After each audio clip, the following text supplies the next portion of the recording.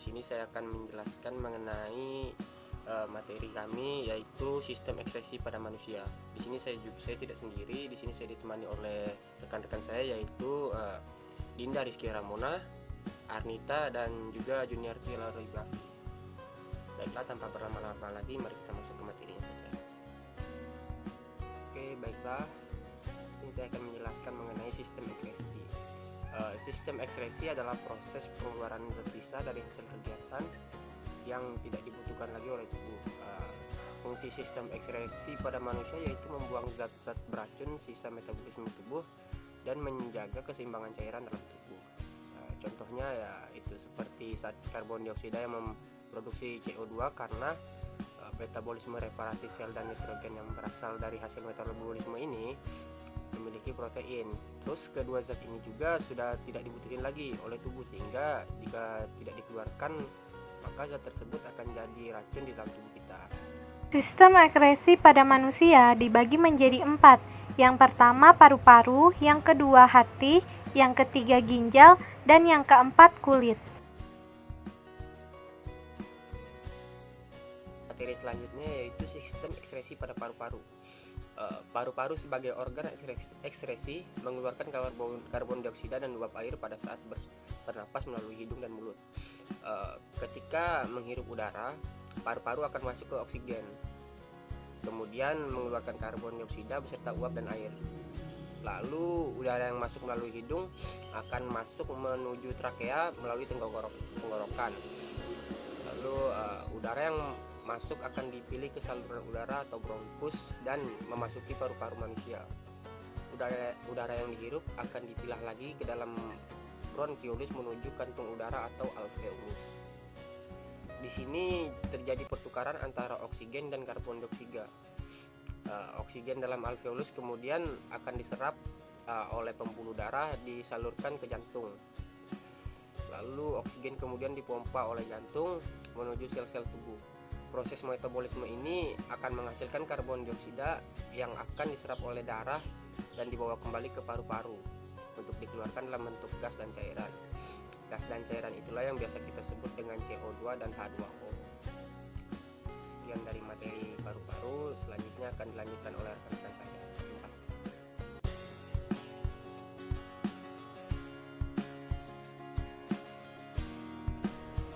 Hati merupakan sistem ekskresi yang menjadi pusat sortasi zat-zat yang ada di dalam tubuh kamu. Zat yang akan disaring berasal dari sistem pencernaan. Dari sistem pencernaan, sistem ekskresi ini berfungsi memilih zat-zat mana saja yang masih berguna bagi tubuh dan yang harus dibuang serta yang dapat diolah kembali. Saat menemukan zat beracun, hati akan mengubahnya menjadi zat yang lebih aman. Contohnya saat mengkonsumsi makanan berprotein. Zat protein akan dicerna menjadi asam amino. Asam amino dibutuhkan untuk memperbaiki sel-sel pada tubuh manusia. Kemudian asam amino ini mengandung nitrogen, pahami friend. Jadi ketika asam amino sudah terserap oleh tubuh, nitrogen yang terkandung akan terlepas. Sistem ekskresi hati memisahkan nitrogen dari asam amino yang kemudian bergabung dengan zat lain. Nitrogen kemudian diubah menjadi NH3 bersama amonia yang diubah lagi menjadi urea. Nah, zat urea ini kemudian masuk ke dalam ginjal untuk kemudian dibuang bersama urin.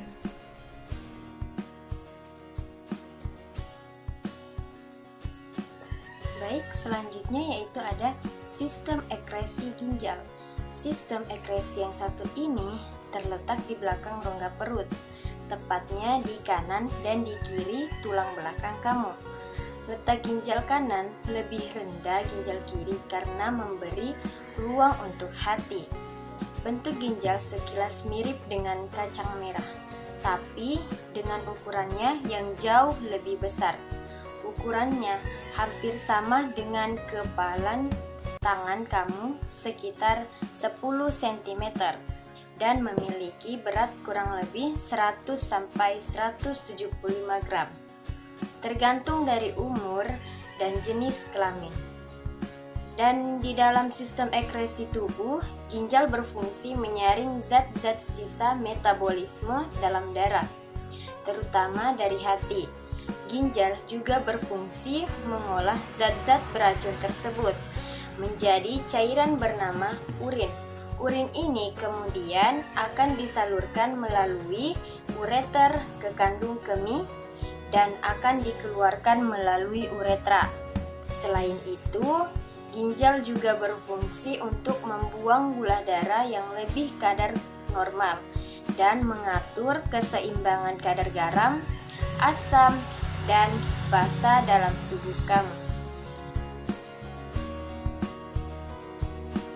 Baiklah, selanjutnya sistem ekskresi kulit. Kulit juga merupakan salah satu sistem ekskresi pada manusia. Fungsi kulit sebagai sistem ekskresi adalah untuk mengeluarkan kotoran, racun, dan senyawa mineral yang berupa keringat. Keringat merupakan cairan tubuh alami yang mengandung air, garam, dan lemak. Tubuh manusia memiliki 3 hingga 4 juta kelenjar keringat yang tersebar di seluruh bagian tubuh. Keringat ini akan dikeluarkan oleh kulit melalui kelenjar keringat atau glandula sudorifera yang terletak di lapisan dermis kulit. Kelenjar keringat akan mengeluarkan 5 hingga 10 cairan dari seluruh sisa metabolisme tubuh. Kemudian, serabut saraf yang berada di pangkal kelenjar keringat berfungsi merangsang kelenjar keringat untuk menyerap air, mineral, dan produksi buangan metabolisme seperti asam amino, urin, dan asam laktat dari kapiler darah. Semua zat tersebut akan bercampur menjadi keringat yang akan dikeluarkan di permukaan kulit. Baiklah, sekian presentasi dari kelompok kami. Kurang dan lebihnya kami mohon maaf. Assalamualaikum warahmatullahi wabarakatuh dan sampai jumpa.